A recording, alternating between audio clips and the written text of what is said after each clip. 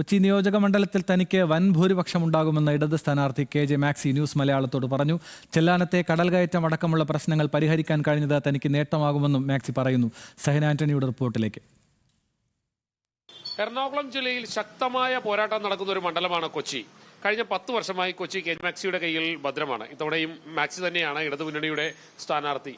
എങ്ങനെയാണ് 10 വർഷം കൊച്ചിയെ നയിച്ചു, ഇപ്പോൾ അങ്ങ് വീണ്ടും സ്ഥാനാർത്ഥിയായിരിക്കുന്നു, എങ്ങനെ കാണുന്നു? ഇപ്പോൾ ഈ തെരഞ്ഞെടുപ്പിൽ മൂന്നാമത് മത്സരിക്കുമ്പോൾ വളരെ ധൈര്യമായിട്ട് പോകാൻ തോന്നുന്നുണ്ട്. കാരണം കഴിഞ്ഞ 10 വർഷക്കാലം മണ്ഡലത്തിൽ വേണ്ട വികസന കാര്യങ്ങളും ക്ഷേമകാര്യങ്ങളൊക്കെ ഇടപെടാൻ നന്നായി കഴിഞ്ഞിട്ടുണ്ട്. ആ ഒരു വലിയൊരു ആത്മവിശ്വാസമുണ്ട്. ആ വിശ്വാസമാണ് ഈ തെരഞ്ഞെടുപ്പിനെ മുന്നോട്ട് പോകാൻ നയിക്കുന്നത്. പ്രത്യേകിച്ചും സാമുദായിക സംഘടനകൾക്കടക്കം വലിയ പ്രാധാന്യമുള്ള ഒരു മണ്ഡലമായിട്ടൊക്കെയാണ് കൊച്ചിയെ വിശേഷിപ്പിക്കുന്നത്. പ്രത്യേകിച്ചും ലത്തീൻ കത്തോലിക്ക സഭ പോലെയുള്ള സഭകളെയൊക്കെ സംബന്ധിച്ചിടത്തോളം എങ്ങനെയാണ് അതൊക്കെ ഇതിൽ വിലയിരുത്തപ്പെടുമ്പോൾ? എല്ലാ സമുദായങ്ങൾക്കും ഇവിടെ പ്രാധാന്യമുണ്ട്. ലത്തീൻ കത്തോലിക്കരുണ്ട്, ഈഴവ സമുദായമുണ്ട്, മുസ്ലിം സമുദായമുണ്ട്, നായർ സമുദായമുണ്ട്. പിന്നെ കൊച്ചിയെ സംബന്ധിച്ചിടത്തോളം വ്യത്യസ്തങ്ങളായിട്ടുള്ള രീതിയിൽ ആൾക്കാരുണ്ട്.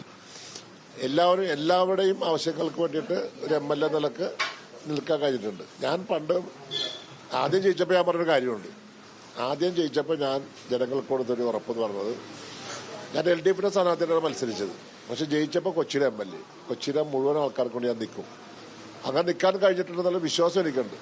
ചെല്ലാനമായിരുന്നു പ്രധാന പ്രശ്നങ്ങളിൽ ഒന്നായിട്ട് നിന്നിരുന്നത്. ചെല്ലാനത്തെ കടൽ കയറ്റമായിരുന്നു. അതൊക്കെ എങ്ങനെയാണ് പരിഹരിക്കാൻ കഴിഞ്ഞോ പൂർണ്ണമായിട്ട്? ചെല്ലാനത്തെ കടൽ കയറ്റം പൂർണ്ണമായി പരിഹരിക്കാൻ കഴിഞ്ഞു. കാരണം ഗവൺമെന്റ്, മുഖ്യമന്ത്രിയാണ് അതിനുവേണ്ടി നമ്മൾ സഹായിച്ചത്.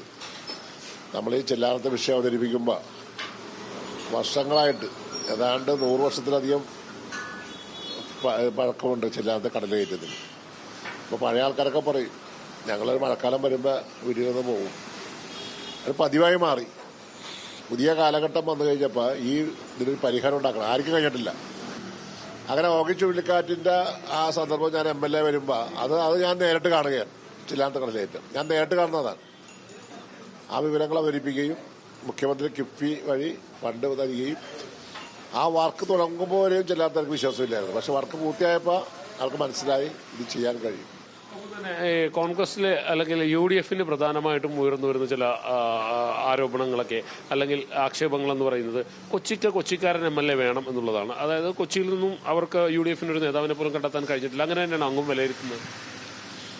അങ്ങനെ ഞങ്ങൾക്കൊരു പ്രാദേശികവാദമുള്ള പാർട്ടിയല്ല ഞങ്ങളുടെ പാർട്ടി എന്ന് പറയുന്നത്. അത് ആർക്കും എവിടെയും മത്സരിക്കാം, അതിനൊന്നുമില്ല.